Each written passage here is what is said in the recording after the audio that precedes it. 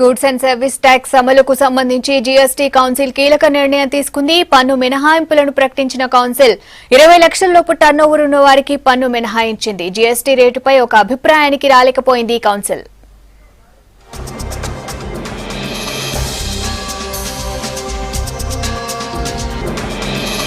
దేశమంతటిని ఏకీకృత పన్ను వ్యవస్థలోకి తీసుకురానున్న జీఎస్టీకి మినహాయింపులను ప్రకటించింది జీఎస్టీ కౌన్సిల్. పన్ను మినహాయింపు ఇవ్వడానికి టర్నోవర్ పరిమితిని 20 లక్షలుగా నిర్ణయించింది. ఈశాన్య కొండ ప్రాంతాల్లో ఈ మినహాయింపు పరిమితి 10 లక్షలుగా ఉంటుందని కేంద్ర ఆర్థిక మంత్రి అరుణ్ జైట్లీ చెప్పారు. So those with a turnover of below 20 lakhs annually are exempted from the GST. As far as the northeastern and the hill states are concerned, this exemption limit is fixed at rupees 10 lakhs.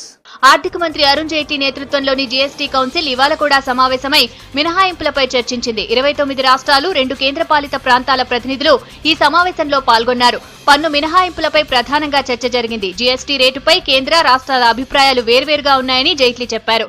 And therefore in a future meeting we would then decide which of the various options is the best option.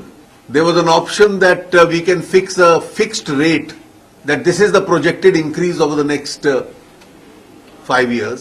జీఎస్టీకి సంబంధించి 2015-16 base year గా పరిగణిస్తుందన్నారు రాష్ట్ర ఆర్థిక మంత్రి Etela Rajender. Service tax ను కూడా కొద్ది కాలం పాటు కేంద్రమే deal చేస్తుందన్నారు.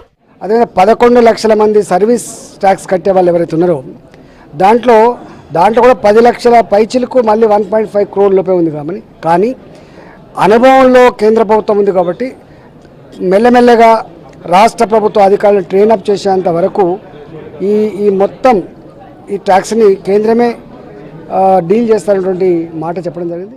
GST standard rate draft rules ను తర్వాతి సమావేశంలో నిర్ణయించనుంది కౌన్సిల్. సెప్టెంబర్ 30, అక్టోబర్ 17, 18, 19 తేదీల్లో కౌన్సిల్ మరోసారి సమావేశం కానుంది. ఈ మీటింగ్ లో జీఎస్టీ రేట్ స్లాబ్స్ ను నిర్ణయిస్తామని జైట్లీ చెప్పారు.